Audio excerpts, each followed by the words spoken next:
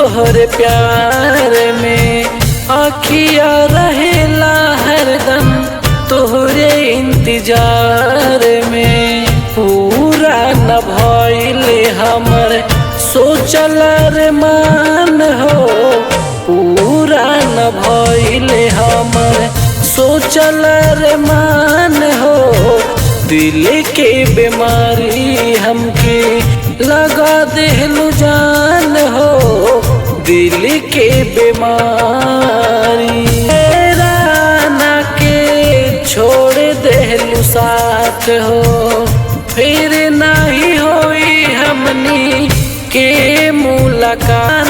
के छोड़ देहलू साथ हो, फिर नहीं हमनी के हुई मुलाकात हो। रोई रोई तड़पतानी साँझ बिहान हो, रोई रोई तड़पतानी साँझ बिहान हो। दिल के बीमारी हमके लगा देहलू जान हो, दिल के बीमारी।